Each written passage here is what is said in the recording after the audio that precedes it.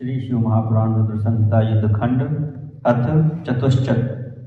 चतुश्चत्वारिंशोऽध्याय। अंधकासुर की तपस्या, ब्रह्मा द्वारा उसे अनेक वरों की प्राप्ति, त्रिलोकी को जीतकर उसका स्वेच्छाचार में प्रवृत्त होना, मंत्रियों द्वारा पार्वती के सौंदर्य को सुनकर मुग्ध हो शिव के पास संदेश भेजना और शिव का उत्तर सुनकर क्रुद्ध हो युद्ध के लिए उद्योग करना। सनत कुमार उवाच ततो हिरण्याक्षसुतः कदाचित् संस्रावितो नर्मयुतैर्मदान्धैः तैर्भ्रातृभिः संप्रयुतो विहारे किमन्धराज्येन तवाद्य कार्यम्। सनत कुमार बोले, किसी समय जब हिरण्याक्ष पुत्र अंधक भाइयों के साथ खेल रहा था, तब क्रीड़ा में आसक्त तथा मदान्ध उसके भाइयों ने उपहास करते हुए उससे कहा, हे अंधक, तुम्हें राज्य से क्या प्रयोजन? हिरण्यनेत्रस्तु बभूव मूढ़ कलिप्रियं नेत्र विहीनमेव यो लब्धवांस्त्वां विकृतं विरूपं घोरैस्तपोभिर्गिरिशं प्रसाद्य स्वतं न भागी खलु राज्यकस्य किमन्यजातोऽपि लभेत राज्यं विचार्यतां तद्भवतैव नूनं वयं तु तद्भागिन एव सत्यम्। तुम्हारा पिता हिरण्याक्ष निश्चय ही बड़ा मूर्ख था, जिसने घोर तपस्या के द्वारा शिव जी को प्रसन्न कर तुम्हारे जैसा कलह प्रिय, अंधा, विकृत एवं कुरूप पुत्र प्राप्त किया। तुम निश्चय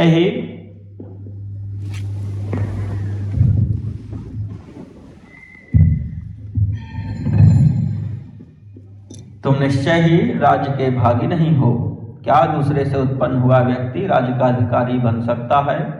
तुम्हें विचार करो, उसके अधिकारी तो सचमुच हम लोग ही हैं। सनत कुमार वाच तेषां तु वाक्यानि निशम्यतानि विचारे बुद्धया स्वयमेव दीनः तान् शान्तयित्वा विविधैर्वचोभिः गतस्त्वरण्यं निशिनिर्जनं तु वर्षायुतं तत्र तपश्चचार जजापजाप्यं विधृतैकपादः आहारहीनो नियमोर्ध्वबाहुः कर्तुं न शक्यं हि सुरासुरैर्यत्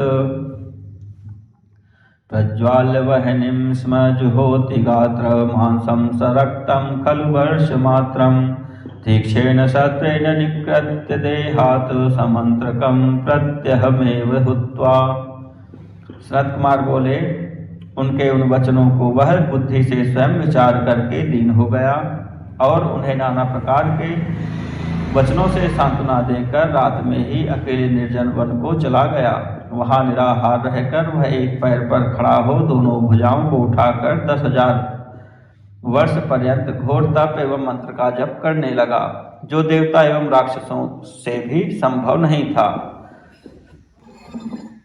वह अग्नि जलाकर तीक्ष्ण शस्त्र से अपने शरीर से मांस काटकर वर्ष पर्यंत प्रतिदिन मंत्र पूर्वक रक्त युक्त मांस का होम करने लगा।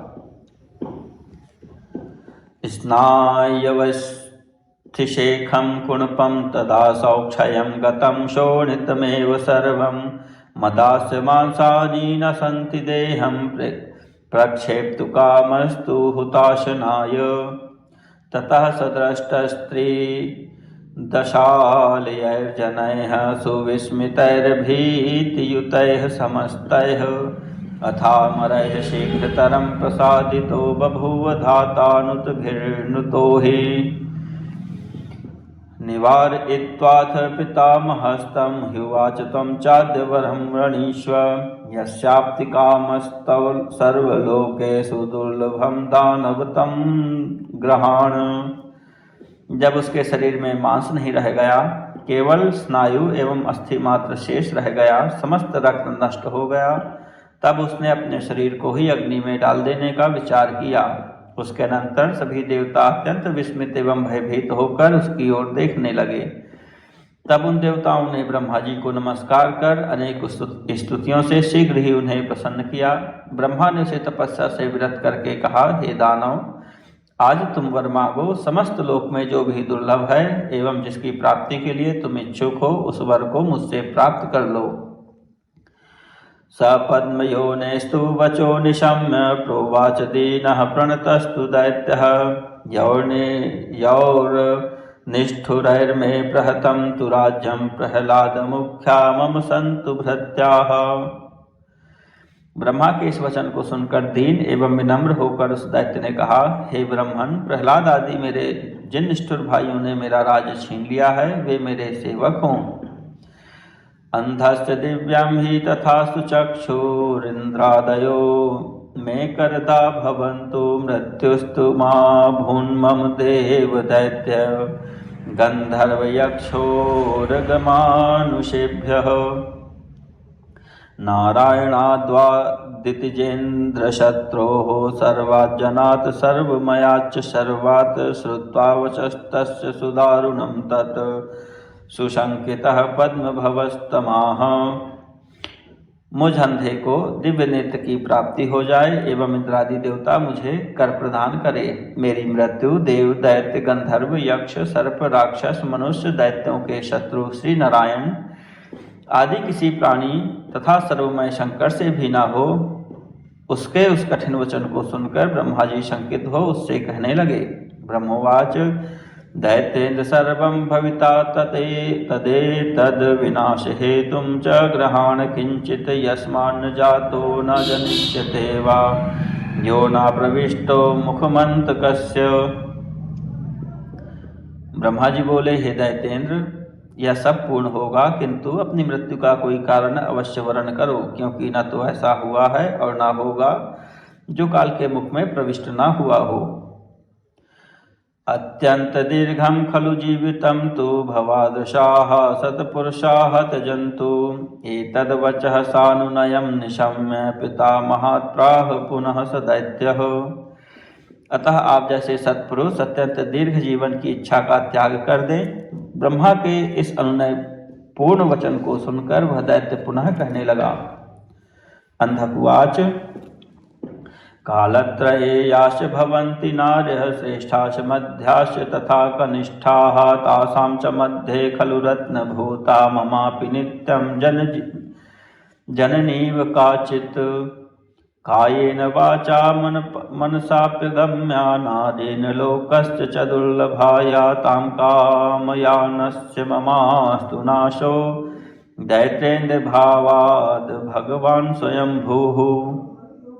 अंधक बोला, हे ब्रह्मदेव, तीनों कालों में जितनी भी श्रेष्ठ मध्यम तथा कनिष्ठ स्त्रियां हैं उन सभी में जो रत्न स्वरूप सर्वश्रेष्ठ हो वही मेरी माता के समान हो। हे भगवान, हे स्वयंभू, जो मनुष्य लोक के लिए दुर्लभ तथा मन वाणी और शरीर से सर्वथा अगम्य हो, जब मैं दैत्येंद्र भाव से उसकी कामना करूं तब मेरा नाश हो जाए। वाक्यं तदा कर्ण सपद्मयोनिः सुविस्मितः शंकर पाद पद्मं सस्मार संप्राप्य निदेशमाशु शंभो स्तुतं प्राह ततोऽन्धकं वै।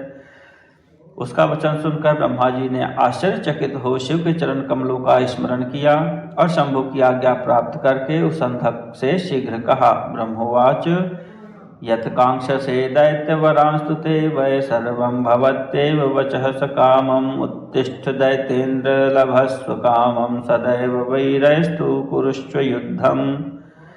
ब्रह्मा जी बोले, हे दैत्य, तुम जो भी अभिलाषा करते हो तुम्हारी वे सभी कामनाएं पूर्ण होंगी। हे दैत्येन्द्र, अपना भीष्ट प्राप्त करो और वीरों के साथ सदा युद्ध करो। श्रुत्वा तद्वचनं मुनीश विधातुराशु प्रणिपत्य भक्त्या लोकेश्वरं हाटकनेत्रपुत्रः स्नायवस्यान्वस्थिषेखस्तु तमाह देवम्। हे मुनीश्वर, ब्रह्मा जी के ऐसे वचन सुनकर स्नायु तथा अस्थि मात्र शेष वह हिरण्याक्ष पुत्र अंधक ब्रह्मा जी को भक्ति पूर्वक प्रणाम कर उन प्रभु से कहने लगा। अंधक वाच कथम विभो वैरि बलम प्रवेश्य ह्यनेन देहेन करोमि युद्धम स्नायवस्थिशेखं कुरु मांसपुष्टं करेण पुण्येन च मां स्पृशाद्य।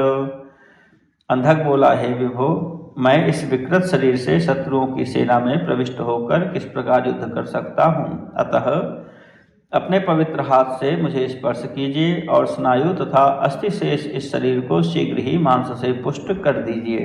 सनत कुमार उवाच श्रुत्वा वचस्तस्य स पद्मयोनिः करेण संस्पृश्य च तच्छरीरं गतः सुरेन्द्रैः सहितः स्वधाम संपूज्यमानो मुनिसिद्ध संघैः। सनत कुमार बोले, उसका वचन सुनकर वे ब्रह्मा उसके शरीर का स्पर्श करके मुनियों तथा सिद्धों से पूजित होते हुए देवेश्वरों के साथ अपने धाम को चले गए। संस्पृष्टमात्रः स च दैत्यराजः संपूर्ण देहो बलवान बभूव संजातनेत्रः सुभगो बभूव हृष्टः स्वमेवं नगरं विवेश। ब्रह्मा के स्पर्श मात्र से ही वह दैत्यराज संपूर्ण शरीर वाला तथा बल संपन्न हो गया। वह नेत्रयुक्त तथा सुंदर हो गया और प्रसन्न होकर अपने नगर में प्रविष्ट हुआ। उत्सृज्य राज्यं सकलं च तस्मै प्रह्लाद मुख्यास्त्वथ दानवेन्द्राः तमागतं लब्धवरं च मत्वा भृत्या बभूवुर्वशगास्तु तस्य। तदनंतर प्रह्लाद आदि सभी दैत्येंद्र उसे वर प्राप्त कर आया हुआ समझकर संपूर्ण राज्य उसके लिए छोड़कर उसके अधीन होकर उसके सेवक हो गए। ततोऽन्धकः स्वर्गमगाद् विजेतुं सेनाभियुक्तः सह भृत्यवर्गः विजित्य देवान् प्रधने समस्तान् करप्रदं वज्रधरं चकार नागान् सुपर्णान् वरराक्षसांश्च गन्धर्वयक्षानपि मानुषांस्तु गिरीन्द्रवृक्षान् समरेषु सर्वांश्चतुष्पदः सिंहमुखान् विजिज्ञे। तदनंतर अंधक ने अपने भृत्यों एवं सेनाओं के साथ विजय की इच्छा से स्वर्ग की ओर प्रस्थान किया और वहां युद्ध में समस्त देवताओं को जीतकर वज्र को धारण करने वाले इंद्र को भी करदाता बना दिया। उसने नागों, पक्षियों, बड़े बड़े राक्षसों, गंधर्वों, यक्षों, मनुष्यों, पर्वतों, वृक्षों एवं सिंह आदि समस्त पशुओं को भी युद्ध में जीत लिया। त्रैलोक्यमेद्धि चराचरं वैवशं चकारात्मनि सन्नियोज्य ततोऽनुकूलानि सुदर्शनानि नारी सहस्राणि बहूनि गत्वा रसातले चैव तथा धरायां त्रिविष्टपेयाः प्रमदाः सुरूपाः ताभिर्युतोन्नेषु च सपर्वतेषु रराम रम्येषु नदीतटेषु। उसने इस चराचर त्रैलोक पर अधिकार करके उसे अपने वश में कर लिया। इसके बाद अपने अनुकूल सुंदर हजारों स्त्रियों के साथ विहार करता हुआ पाताल, पृथ्वी लोक तथा स्वर्ग में जितनी रूपवती स्त्रियां थीं उनके साथ पर्वतों तथा मनोहर नदी तटों पर वह रमण करने लगा। क्रीडायमानः स तु मध्यवर्ती तासां प्रहर्षादथ दानवेन्द्रः तत्पीतशिष्टानि पिबन् प्रवृत्य दिव्यानि पेयानि सुमानुषाणि। उनके मध्य में क्रीड़ा करता हुआ वह दैत्येंद्र काम प्रवृत्ति के लिए स्त्रियों के पीने से बचे हुए दिव्य एवं मानुष पेयों को प्रसन्नता के साथ पीता था। अन्यानि दिव्यानि तु यदृशानि फलानि पुष्पाणि सुगंधवन्ति संप्राप्यानानि सुवाहनानि मयेन सृष्टानि ग्रहोत्तमानि। वह नाना प्रकार के दिव्य रस, फल, सुगंधित पुष्प प्राप्त करके मैं दानों द्वारा निर्मित उत्तम ग्रहों तथा यानों एवं सुंदर वाहनों का सेवन करता था। पुष्पार्घधूपान् विलेपनैश्च सुशोभितान्यद् भूतदर्शनैश्च संक्रीडमानश्च गतानि तस्य वर्षायुतानि तथान्धकस्य। अद्भुत दर्शन वाले पुष्प, अर्घ्य, धूप, मिष्टान्न, अंगराग आदि से युक्त हो क्रीड़ा करते हुए उस अंधक दैत्य के उत्तम 10,000 वर्ष बीत गए। जानाति किंचिन्न शुभम परत्र यदात्मनः सौख्यकरं भवेद्धि सदान्धको दैत्यवरः समूढ़ो मदान्ध बुद्धि कृत दुष्ट संगः। इस प्रकार भोग करते हुए उसे परलोक में अपने कल्याण करने वाले पुण्य का ज्ञान न रहा और वह मूर्ख दैत्यराज मदान्ध बुद्धि होकर दुष्टों के साथ निवास करने लगा। ततः प्रमत्तस्तु सुतान् प्रधानान् कुतर्कवादैर्विभूय सर्वान् चचार दैत्याय सहितो महात्मा विनाशयन् वैदिक सर्वधर्मान्। इसके बाद वह महात्मा प्रमत्त होकर कुतर्क युक्त बातचीत से अपने प्रधान पुत्रों को तिरस्कृत कर सभी वैदिक धर्मों का नाश करता हुआ दैत्यों के साथ विचरण करने लगा।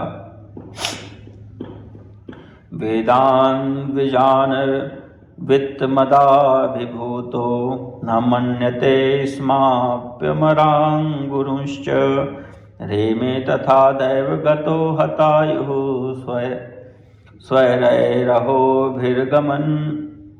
गमयन् वयश्च। धन के अहंकार से मदान्ध वह वेदों, ब्राह्मणों, देवताओं तथा गुरुओं का अपमान करने लगा और दैववश हतायु हो अपनी आयु को स्वेच्छापूर्वक क्षीण करता हुआ रमण करने लगा। ततः कदाचिद गतवान् ससैन्यो बहु प्रयाता पृथ्वी तलेऽस्मिन् अनेक संख्या अपि वर्षकोट्यः प्रहर्षितो मंदर पर्वतं तु स्वर्णोपमां तत् निरीक्ष्य शोभां बभ्राम सैन्यैः सह मानमत्तः क्रीडार्थमासाद्य च तं गिरीन्द्रं मतिं सवासाय चकार मोहात्। इस प्रकार वह पृथ्वी तल पर करोड़ों वर्ष निवास करते हुए वह अंधक किसी समय हर्षित होकर अपनी सेना के साथ मंदराचल पर गया और वहां की स्वर्णिम शोभा देखकर मानमत्त हो सैनिकों के साथ घूमने लगा। वह क्रीड़ा के लिए उस पर्वत पर आकर मोहवश वहां निवास करने का विचार करने लगा। शुभम दृढ़ं तत्र पुरं सकृत्वा मुदा स्थितो दैत्यपतिः प्रभावात् निवेशयामास पुनः क्रमेण अत्यद्भुतं मंदरशैलसानौ। उसने अपने पराक्रम से प्रसन्नता पूर्वक मनोहर एवं दृढ़ नगर का निर्माण कर स्वयं उसके शिखर पर अपने निवास हेतु महासुंदर भवन बनवाया।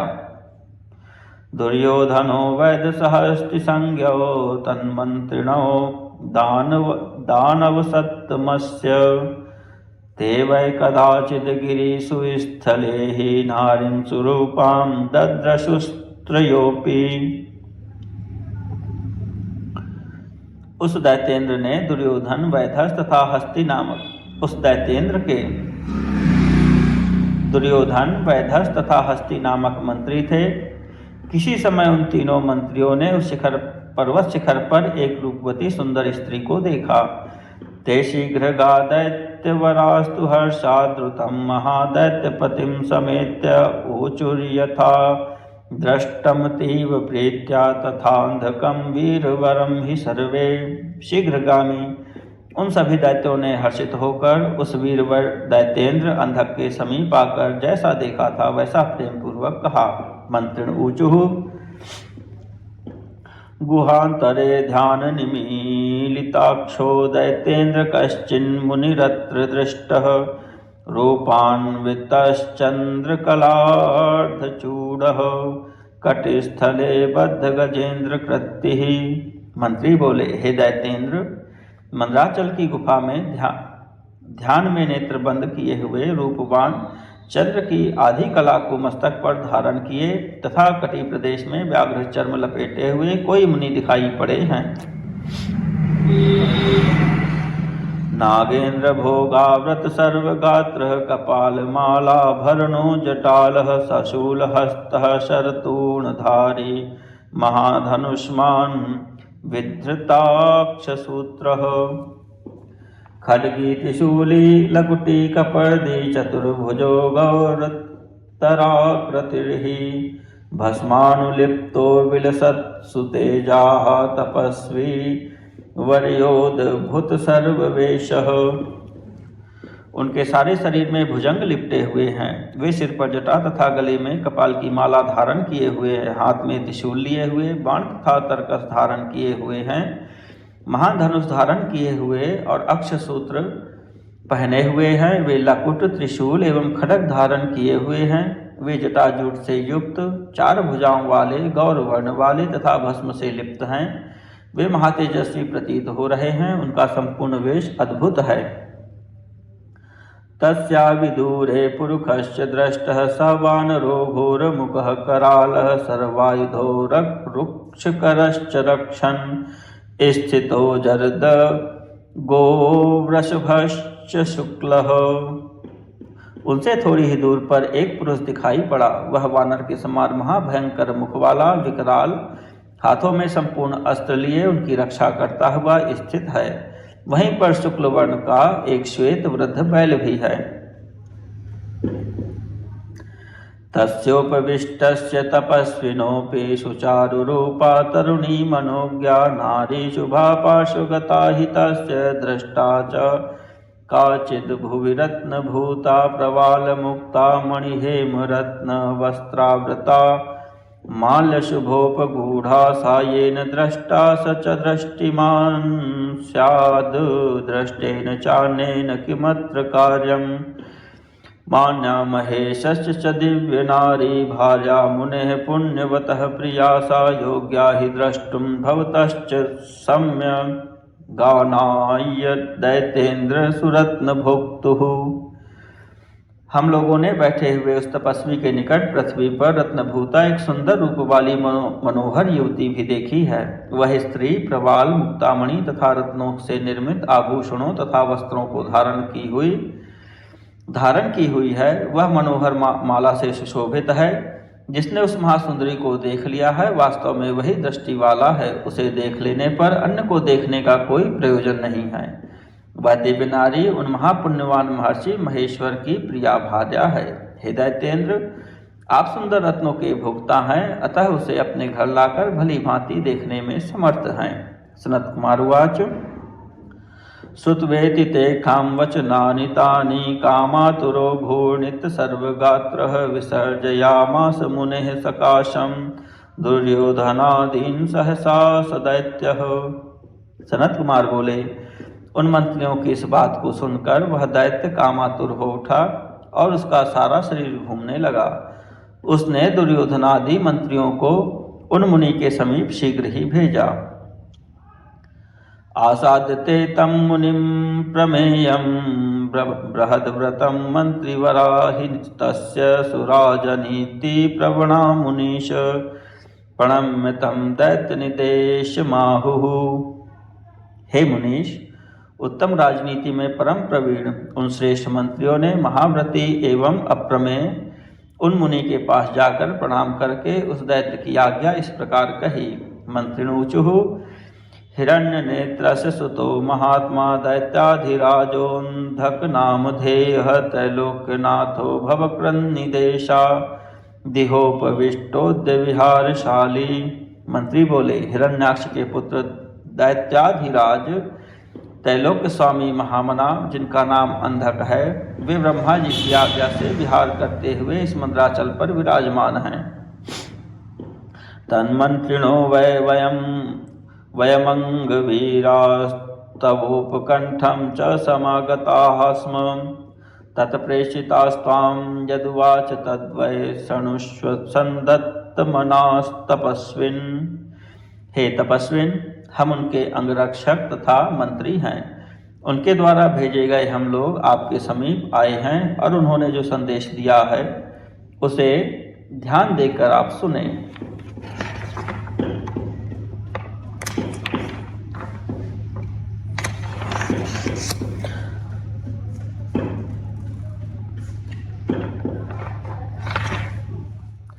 तम कस्य पुत्रोऽसि किमर्थमत्र सुखोपविष्टो मुनिवर्य धीमन् कस्येयमीद्रक तरुणी स्वरूपा देया शुभा दैत्यपतेर्मुनीन्द्र। हे बुद्धिमान मुनिवर, आप किसके पुत्र हैं और किस कारण यहाँ सुखपूर्वक बैठे हुए हैं? ऐसी महासुंदरी तथा तरुणी किसकी भार्या है? हे मुनीन्द्र, आप इसे शीघ्र ही दैत्यराज को समर्पित कर दें। क्वेदं शरीरं तव भस्मदिग्धं कपालमालाभरणं विरूपं तूणीरसत्कार मुखबाण खड्ग भुषुण्डिशूलाशनितोमराणि क्व जानवी पुण्यतमा जटाग्रे क्वायं शशि वा कुणपास्तिखण्डं विषानलो दीर्घमुखः क्व सर्पः क्व संगमः पीनपयोधरायाः। कहाँ तो भस्म से लिप्त कपाल माला युक्त महाकुरूप तुम्हारा यह शरीर, और कहाँ तरकस धनुष बाण खड्ग भुषुंडी त्रिशूल बाण एवं तोमर आदि दिव्यास्त्र। कहाँ जटा के अग्रभाग में परम पवित्र गंगा तथा सिर पर मनोहर चंद्रमा, और कहाँ दुर्गंध युक्त अस्थिखंड। कहाँ विश्वमन करने वाले दीर्घ मुख सर्प, और कहाँ सुपुष्ट तन वाली स्त्री का संगम। जरद्गवारोहणं प्रशस्तं क्षमावतस्तश्च न दर्शनं च संध्याप्रणामः क्वचिदेश धर्मः क्व भोजनं लोकविरुद्धमेतत्। बूढ़े बैल की सवारी करना प्रशस्त नहीं है, क्षमावान तपस्वी का ऐसा व्यवहार नहीं देखा जाता, और संध्या वंदन आदि ही तपस्वियों का धर्म है। लोक विरुद्ध भोजन उनके लिए निषिद्ध है। प्रयच्छ नारीं मम सान्त्वपूर्वकं स्त्रिया तपः किं कुरुषे विमूढ़ अयुक्त में तत्त्वयि नानुरूपं यस्मादहं रत्नपतिस्त्रिलोके विमुञ्च शस्त्राणि मयाद्य चोक्तः कुरुष्व पश्चात्तप एव शुद्धम् उल्लङ्घ्य मच्छासनमप्रधृष्यं विमोक्षसे सर्वमिदं शरीरम्। अरे मूर्ख, तुम इस स्त्री को शांतिपूर्वक मुझे समर्पित करो। स्त्री के साथ तपस्या क्यों कर रहे हो? यह तुम्हारे लिए अनुचित है और तुम्हारे अनुकूल नहीं है, क्योंकि मैं तीनों लोकों का रत्नपति हूँ। अतः तुम्हें आज्ञा देता हूँ कि पहले शस्त्रों का त्याग करो, इसके बाद शुद्ध तप करो। मेरी अलंघनीय आज्ञा का उल्लंघन करने पर तुम्हें अपने शरीर को छोड़ना पड़ेगा। मत्वान्धकं दुष्टमति प्रधानो महेशरो लौकिक भावशीलः प्रोवाच दैत्यं स्मितपूर्वमेव महाकर्ण सर्वं त्वथदूत वाक्यम्। तब लौकिक भाव का आश्रय कर जगत प्रधान शिव जी ने उस दूत के संपूर्ण वचन को सुनकर अंधक को दुष्ट बुद्धि जानकर हंसते हुए उससे कहा। शिववाच यद्यस्मि रुद्रस्तव किं मया स्यात् किमर्थमेवं वदसीति मिथ्या शृणु प्रभावं मम दैत्यनाथ न्याय्यं न वक्तुं वचनं त्वयैवं। शिवजी बोले, हे दैत्यनाथ, यदि मैं रुद्र हूँ तो तुम्हारा मुझसे क्या तात्पर्य है? तुम इस प्रकार मिथ्या क्यों बोलते हो?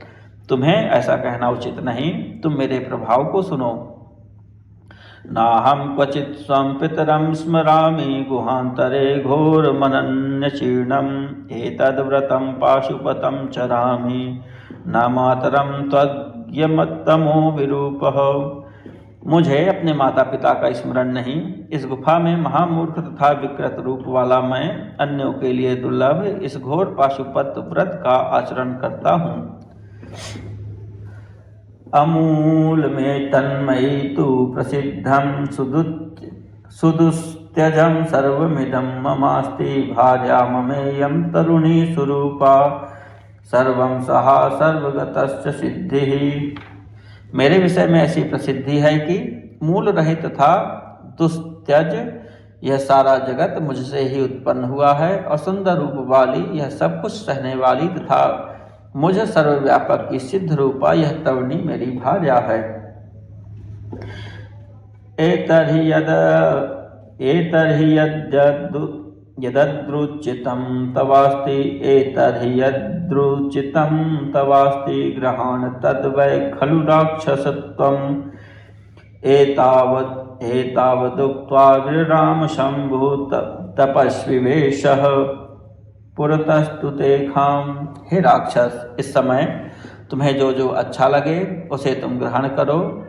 उनके सामने ऐसा कहकर तपस्वी वेशधारी सदाशिव ने मौन धारण कर लिया। सनत कुमार उवाच गंभीरमें तद्वचनं निशम्य ते दानवास्तं प्रणिपत्य मूर्धना जगमुस्ततो दैत्यवरस्य सूनुं त्रैलोक्यनाशाय कृतप्रतिज्ञं बभाषिरे दैत्यपतिं प्रमत्तं प्रणम्य राजानमदीनसत्त्वाः ते तत्र सर्वे जय शब्दपूर्वं रुद्रेण यत्तत् स्मितपूर्वमुक्तम।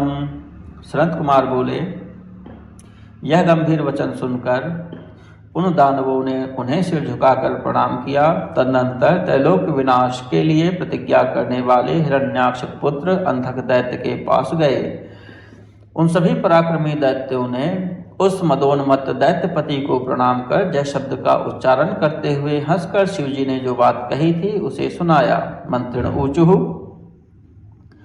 निशाचरश्चञ्चल शौर्य धैर्य क्व दानवः कृपणः सत्त्वहीनः क्रूरः कृतघ्नश्च सदैव पापी क्व दानवः सूर्यसुताद् बिभेति राजसमुक्तोऽखिल दैत्यनाथस्तपस्विना तन्मुनिना विहस्य मत्वा सबुद्ध्या तृणवत्त्रिलोकम् महोजसा वीरवरेण नूनं क्वाहं च शस्त्राणि च दारुणानि मृत्योश सन्त्रासकरं क्व युद्धं क्व वीरको वानरवक्त्रतुल्यो निशाचरो जर्जराङ्गः क्वायं स्वरूपः क्वचित् मन्दभाग्यो बलं त्वदीयं क्व च विरुधो वा शक्तोऽपि चेत्त्वं प्रयतस्व कर्तुं तदा ह्यो हि कुरुष्व किञ्चित् व्रजासनेस्तुल्यमिहास्ति शस्त्रं भवादृशां नाशकरं च घोरं क्व ते शरीरं मृदुपद्मतुल्यं विचार्य चैवं कुरु रोचते यत्। मंत्री अंधकासुर से बोले, हे राजन, तपस्वी शिव ने आपके विषय में कहा है कि निशाचर, अस्थिर वीरता धीरता वाला, सामर्थ्य रहित, क्रूर कर्मा, कृतघ्न, कृपण तथा सर्वदा पाप करने वाला वह दानव क्या सूर्यपुत्र यमराज से नहीं डरता, जो मुझसे युद्ध की इच्छा कर रहा है। सभी दैत्यों के स्वामी हे राजन, अपनी बुद्धि से त्रैलोक को तृणवत समझने वाले महान तेजस्वी तपोनिष्ठ तथा परमवीर उस मुनि ने हंसते हुए आपके विषय में पुनः कहा है, कहाँ तो वृद्धावस्था के कारण जर्जर अंगों वाला मैं, और कहाँ ये तुम्हारे दारुण शस्त्र और मृत्यु को भी आतंकित करने वाला युद्ध, कहाँ वह वानर के जैसा मुख वाला मेरा गण वीरक, और कहाँ परम समर्थ वह राक्षस, कहाँ तो राक्षस का दुर्धर्ष वह स्वरूप, और कहाँ मंद भाग्य मैं, कहाँ तुम्हारा अतुलनीय सैन्य बल, और कहाँ मेरे आश्रयभूत ये वृक्ष लता आदि। इस पर भी यदि तुम अपने को सामर्थ्य संपन्न मानते हो तो प्रयत्न करो, युद्ध करने के लिए यहाँ आओ और कुछ सामर्थ्य प्रदर्शन करो। कहाँ तो मेरे पास तुम जैसे लोगों को नष्ट कर देने वाला महाभयंकर अस्त्र, और कहाँ कोमल कमल के समान तुम्हारा शरीर। अतः विचार करके तुम वैसा ही करो जैसा तुम्हें अच्छा लगता हो। इत्येवमादीनि वचांसि भद्रं तपस्विनोक्तानि च दानवेशयुक्तं न ते तेन सहात्र युद्धं त्वामाह राजन् स्मयमान एव। हे दैत्यपते, इस प्रकार के अनेक वचन उस तपस्वी ने हंसते हुए आपसे कहे हैं। हे राजन, आपके लिए उसके साथ युद्ध करना उचित नहीं है।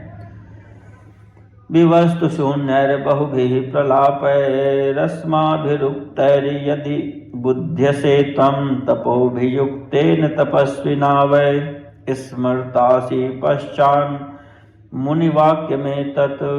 यदि आप हम लोगों के द्वारा कहे गए अनुचित तथ्यहीन अनेक कथनों से तथा तप में निरत उस तपस्वी के द्वारा कहे गए वचनों से समझ जाते हैं तब तो ठीक है, अन्यथा मुनि के इस वचन को आप बाद में याद करेंगे। सनत कुमार उवाच ततः सतेखां वचनं निशम्य जज्ज्वाल रोषेण समन्द बुद्धिः आज्यावसिक्तस्त्विव कृष्णवर्त्मा सत्यम हितम तत्कुटिलम सुतीक्ष्णम। सनत कुमार बोले, इसके बाद उनका सत्य, हितकर, कुटिल तथा तीक्ष्ण वचन सुनकर वह मंदबुद्धि क्रोध से उसी प्रकार आग बबूला हो गया जिस प्रकार घी डालने से आग प्रज्वलित हो जाती है। गृहीत खड्गो वरदान मत्तः प्रचंड वातानुकृतिम च कुर्वन् गन्तुं च तत्र स्मरबाण विद्धः समुद्यतो भूद विपरीत दैवः। तदनंतर प्रतिकूल भाग्य वाला, वरदान से प्रमत्त तथा कामबाण से विधा हुआ वह दैत्य खड्ग लेकर पवन के समान वेग से वहां जाने को उद्यत हो गया। इति श्री शिव महापुराणे द्वितीयायां रुद्रसंहितायां पंचमे युद्धखंडे अंधगणपत्य पदलाभोपाख्याने दूत संवादो नाम चतुश्चत्वारिंशोऽध्यायः।